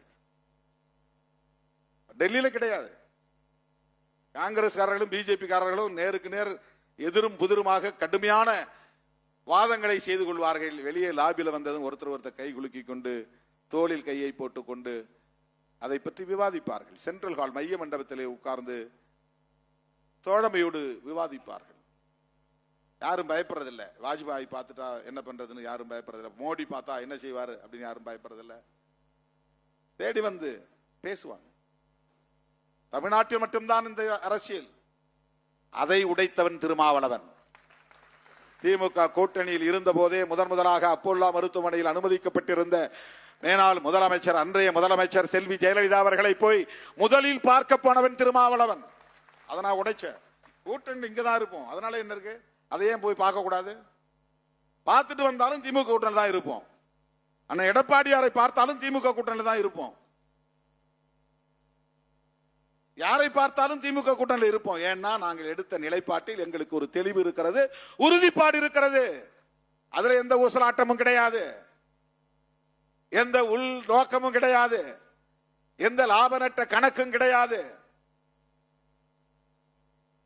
இன்றைக்கு தாவேகா கூட்டணியில் இருக்கிறதுனால நாம ஏதோ மழுப்பி பேசுறோமா? தம்பி யாரோ ஒருத்தன் வீடியோவை நான் பேசும்போது ஸ்பீக்கர்ல போட்டிருக்கிறான், அதை எவனோ ஒருத்தன் லைவ்ல போட்டிருக்கிறான், அது வெளியில ஒருத்தன் எடுத்து திருமாவளவன் அம்பலம் ஆகிட்டாருன்னு போடுறான். என்ன பேசுறான்? அதுல என்ன பேசுற? அங்க உடம்புல எந்த காயமும் இல்லை, எக்ஸ்டர்னல் இன்ஜுரிஸ் எதுவுமே இல்லை, வெட்டு இல்லை, குத்து இல்லை, காயம் இல்லை, ஹேங்கிங், 2 பேரும் தூக்குல தொங்குறாங்க. இதை போய் நீ திருநாட்டு தான் போடணும் அப்படின்னு எப்படி நீ வற்புறுத்த முடியும்? அது அந்த ஆட்சி இருந்தாலும் சரி, எந்த ஆட்சி இருந்தாலும் சரி. ஆனா ஒரு தலித் எந்த முறையில் பாதிக்கப்பட்டாலும் SC/ST ஆக்ட் போடணும். அது என்ன சங்கதியா இருந்தாலும், எந்த வழக்கா இருந்தாலும். தலித் அல்லாதவர்கள் அதில் சம்பந்தப்பட்டிருந்தா, ஒரே ஒரு ஆள் இருந்தா கூட SC/ST ஆக்ட் போடணும். அதை போட சொல்லலாம். பிராக்டிக்கலா தான் பேசணும். நாம எப்பவுமே நாம அதிகாரிகளுக்கு எதிராக தூண்டி விட்டது கிடையாது, எந்த சமூகத்துக்கு எதிராகவும் தூண்டி விட்டது கிடையாது. அங்க இருக்கிற தம்பிகளை கம்யூனிஸ்ட்ல வந்திருக்கிறாங்க, அவங்களோட கலந்து பேசுங்க, அவங்க என்ன சொல்றாங்கன்னு கேளுங்க, அவங்களோட சேர்ந்து முடிவெடுங்க அப்படிலாம் நம்ம பேசிட்டு, சிந்தனை செல்வன் பக்கத்தில் உட்காந்துருக்காரு, அவர்கிட்டையும் பேசுங்க அப்படின்னு கொடுத்து பேச வச்சு அவங்களுக்கு வழிகாட்டணும். போஸ்ட்மார்ட்டம் பண்ணட்டும், அதை அனுமதிங்க. இது எல்லா வழக்குகளையும் நம்ம சொல்றதுதான். போஸ்ட்மார்ட்டம் பண்ணாம நீ எப்படி எவிடன்சஸ் எடுக்க முடியும்? அதுல நமக்கு நிறைய ஆதாரங்கள் கிடைக்கும். 100% அதிகாரிகள் மீது சந்தேகப்பட்டா, மருத்துவர் மீது சந்தேகப்பட்டா எதுவுமே செய்ய முடியாது. அப்ப போஸ்ட்மார்ட்டம் நடக்கணும். அதை முறைப்படி எப்படி பதிவு செய்யணும், அதுக்கான வழிமுறைகள் என்ன, எத்தனை டாக்டர் கொண்ட கமிட்டி அதில் இருக்கணும், எப்படி அதை வீடியோ பதிவு பண்ணணும். இறந்து போனவர்களுடைய உறவினர்கள் போய் முதல்ல பாடியை ஓபனா பார்க்கும்போது, பேர் பாடியை பார்க்கும்போது உடல்ல எக்ஸ்டர்னல் இன்ஜுரிஸ் இருக்கான அவங்களும் பார்க்கலாம். அதை போய் பாருங்க. வெறுமனே தூக்கில தொங்குறான். அப்போ அடித்து தூக்கில் தொங்க வைக்கப்பட்டார்களா, உண்மையிலே அவர்களே தூக்கில் தொங்கினார்களா என்ற கேள்வி எழுகிறது. கொன்ற பிறகு தூக்கில மாற்றுறது இருக்குது. அப்போ அயாய்டு போன்கிறது கழுத்துல உடையாது, அப்படியே தான் இருக்கும். இவனா தூக்கு போட்டிருந்தானாக்க, தூக்கில் தொங்கின பிறகு ஆணா இருந்தா அவனுக்கு மோஷன் வெளியே போயிருக்கும், செமன் வெளியே வந்திருக்கும், நாக்கு வெளியே தொங்கி போயிருக்கும். ஏன்னா அவன் நாக்க கடிப்பான். என்னதான் அவன் தூக்கு போடுறதுக்கு அவனே முடிவெடுத்தாலும் கூட தப்பிக்கணுங்கன்னு அவன் உடம்பு, அவன் மைண்ட் போராடும். இதெல்லாம் சிம்டம்ஸ், இதெல்லாம் சைன்ஸ். இதெல்லாம் பார்க்கணும்னா போஸ்ட்மார்ட்டம் போகணும். எத்தனை மணி நேரத்துக்கு முன்னாடி இறந்த பாடி அப்படிங்கறத கண்டுபிடிச்சிருவான். ரிகர் மார்டிஸ் அப்படின்னு ஒன்று இருக்கு. உடம்பெல்லாம் விரைச்சுங்க, அப்படியே உடனே விரைக்காது. அது விரைச்சிருந்துச்சுன்னா இது இப்ப சாவுல இத்தனை மணி நேரத்துக்கு முன்னால சேர்த்து இருக்கிறான் அப்படின்னு கண்டுபிடிச்சிட முடியும். கண்ணுடைய பீப்பிள், அந்த கரு விழி இருக்கு பாருங்க, அது ஒரு குறிப்பிட்ட நேரம் வரையிலும் அப்படியே இருக்கும். அதுக்கப்புறம் தான் அது டைலைட் ஆகும். அது டைலைட் ஆயிருக்கா, அப்படியே இருக்கா, அந்த காலத்தை வச்சு கண்டுபிடிப்பாங்க. இதெல்லாம் ஃபாரன்சிக் மெடிசின்ல இருக்கிற விஷயங்கள். இப்ப இதையெல்லாம் பார்க்கணும்னு சொன்னாக்க போஸ்ட்மார்ட்டம் பண்ணணும். அவன் குடிச்சிருந்தா இறைப்பையில ஆல்கஹால் இருக்கும், ஆல்கஹால் இருக்கான்னு பார்ப்பாங்க. பாய்சன் இருக்கும், பாய்சன் இருக்கான்னு பார்ப்பாங்க. இதெல்லாம் ரூல்ட் அவுட் பண்ணணும். இவ்வளவும் செஞ்சாதான் நீ அதை மர்டராங்கிறத உறுதிப்படுத்த முடியும். அப்ப போஸ்ட்மார்ட்டமே பண்ண விட மாட்டேன் அப்படின்னா அது சரியான அணுகுமுறை கிடையாது. அது முரட்டுத்தனமான ஒரு அரசியல். இது அப்ப நான் போய் போஸ்ட்மார்ட்டம் பண்ணு அப்படின்னு சொன்னதை வச்சுக்கிட்டு நாம ஏதோ பேரம் பேசுறோம், அதை பண்றேன், இதை பண்றேன்னு மீடியாவில் கேவலமா எழுதுறாங்க. சோசியல் மீடியா பக்கம் போகாமல் இருந்தாலே நாம் உருப்பட்டு விடுவோம், கட்சி உருப்பட்டு விடும். ஏன்னா அங்க எல்லாம் கழிசடைகள் தான் நிறைய இருக்கிறான். அற்பர்களும் பதர்களும் தான் அங்கே குவிந்து கிடக்கிறார்கள். நம்முடைய வளர்ச்சியை பிடிக்காதவர்கள் அங்கே அவதூறுகளை பரப்புகிறார்கள். எப்படா இவன் மட்டும் இவன் கூட வந்தவன் பூரா காலியா போயிட்டான், இவன் மட்டும் நிக்கிறானே. இந்தியா முழுக்க எல்லாரும் நாம சொல்லல, அவங்களா சொல்றான். எனக்கு அதுக்கப்புறம் தான் தெரியுது கிங் மேக்கர் திருமான்னு போடுறான். நானா போட சொன்னேன்? காலம் தீர்மானிக்கிறது. விஜய் தீர்மானிக்கல, நான் தீர்மானிக்கவில்லை, காலம் தீர்மானிக்கிறது. காங்கிரஸ் கடைசியா முடிவு பண்ணியிருந்தா காங்கிரஸ் தான் கிங் மேக்கர். அவங்க முதல் நாளே போயிட்டாங்க.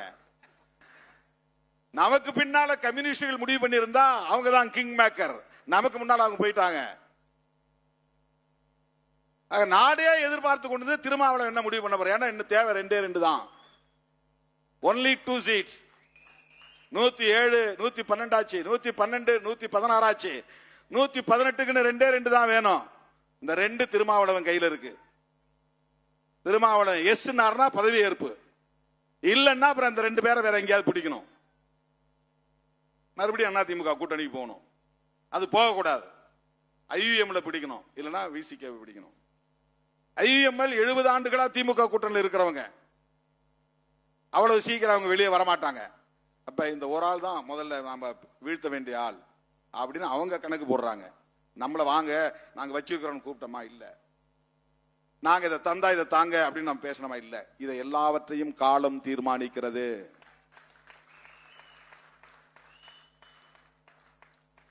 எம்மை ஓரங்கட்ட பார்த்தாலும் ஒதுக்கி வைக்க பார்த்தாலும் விடுதலை சிறுத்தைகளே மையம் என்பதை தீர்மானிப்போம் என்று நாம் பல ஆண்டுகளுக்கு முன்பே மேடைகளில் முழங்கி இருக்கிறோம். நீ தலித் இயக்கம் என்று எங்களை பார்க்கலாம், திருமாவளவன் ஒரு தலித் என்று நீங்கள் ஒதுக்கலாம், 2 சீட்டு தானே என்று அலட்சியப்படுத்தலாம். ஆனால் காலம் எங்கள் பக்கம். அதனால்தான் இதை திருமா காலம் என்று நாங்கள் சொல்லுகிறோம். இது ஆணவத்தோடு சொல்லவில்லை, அகந்தையோடு சொல்லவில்லை. 25-30 ஆண்டுகளாக தாக்கு பிடித்து நிற்பதே ஒரு ஆளுமையின் அடையாளம், ஒரு லீடர்ஷிப்புக்கான அடையாளம். அது நான் ஆசைப்பட்டிருந்தால், அங்கும் இங்கும் ஊசலாடி இருந்தால் எப்போதே நான் வெளுத்து போயிருப்பேன், அம்பலப்பட்டு போயிருப்பேன், ஓரங்கட்டப்பட்டிருப்பேன். ஆனால் வஞ்சகம் நிறைந்த, சூது சூழ்ச்சி நிறைந்த இந்த அரசியல் களத்தில் 25 ஆண்டு காலம் தேர்தல் அரசியல் களத்தில் தாக்குப்பிடித்து நிற்கிறோம் என்று சொன்னால் நம்முடைய அரசியல் உத்திகளும் அரசியல் நேர்மையும் தான் காரணம். ஆகவே காலம் இதை தீர்மானித்திருக்கிறது. தோழர்களே, ஏற்ற தாழ்வுகள் அரசியலில் எப்போதும் வழமையானதுதான். வெற்றி தோல்வி வழக்கமானதுதான். ஆனால் வெற்றி தோல்விகளை கண்டு முடிவெடுக்காமல் உண்மையிலேயே எந்த நோக்கத்திற்காக இயக்கத்தை நாம் உருவாக்கினோமோ அந்த நோக்கத்தில் நாம் உறுதியாக இருக்க வேண்டும். அதுதான் முதன்மையானது.